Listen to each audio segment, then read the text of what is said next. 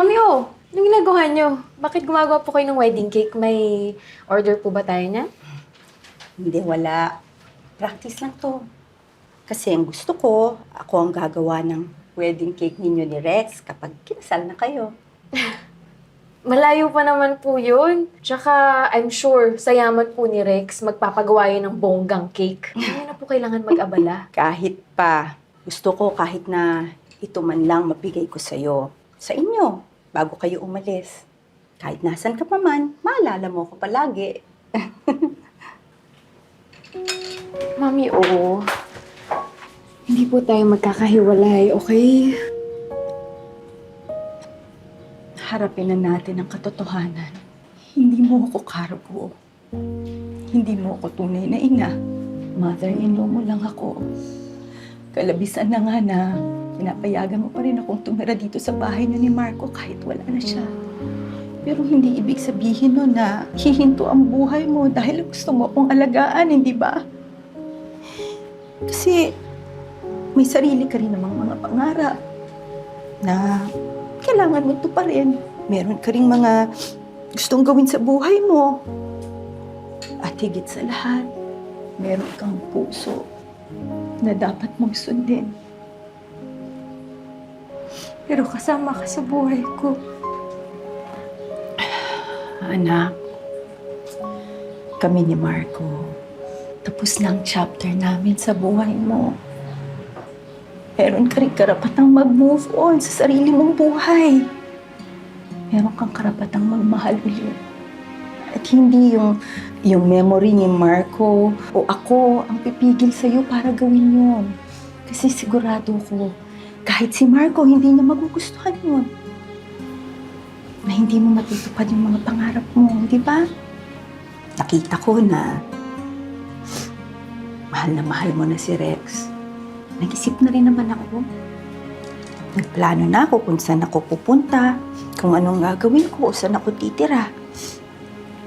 Kaya, ka na mag-alala doon, ha? Bakit ka naghahanap ng matitirahan? Dito ka po tumira sa bahay namin ni Marco. Ay, naku, hindi. Hindi, anak. Itong bahay na to, ibenta mo. Yung pera na makukuha mo sa bahay na to, gamitin mo para sa sarili mo. Para matupad mo yung mga gusto mong gawin. Yung mga pangarap mo, mapuntahan mo yung mga lugar na gusto mong puntahan, hindi ba? Anak, masyado nang matagal ang 4 na taon para ma-hold back ka sa memory ni Marco at ma-hold back ka kakaalaga sa akin. Gusto ko maging masaya ka dahil deserve mo yon.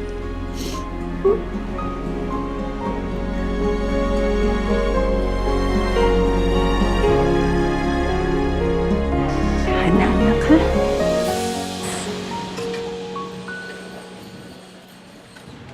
Rex! Tamang-tama. Ubusin mo na lahat to. Sige, ubusin ko yan. But first,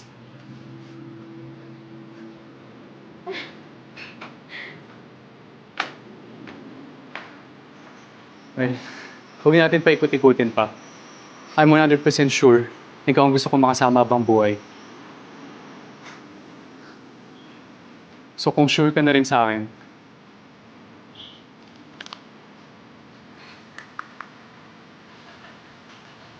will you marry me? Yes! Yes! Yes!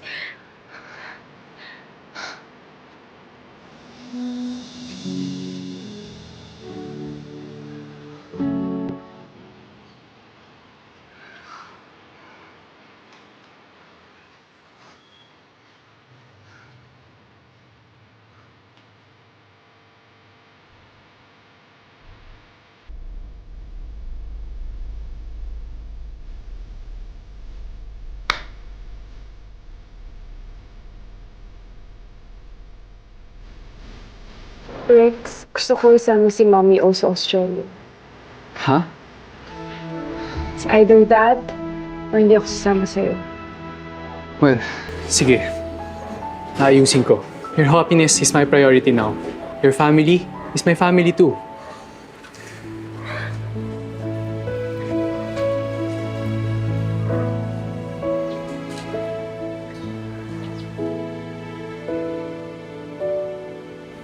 ko maubos sa kalain na iiwanan din pala natin ang bahay nito.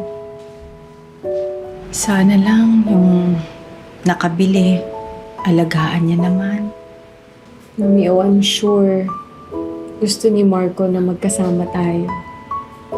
Babe, maraming salamat for giving me the permission, for letting me get another chance on life, on love.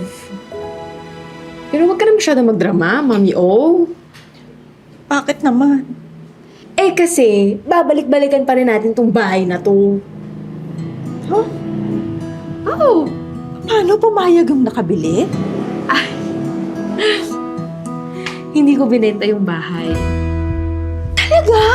Oo nga, Mami O. So kapag bumalik tayo ng Pinas, may matutuluyan pa rin tayo. Salamat mo.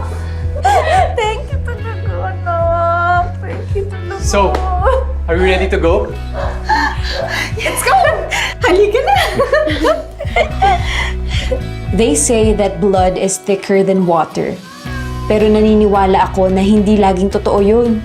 Dahil si Mommy O, kahit hindi ko naman kadugo, minahal ko at tinuring na higit pa doon.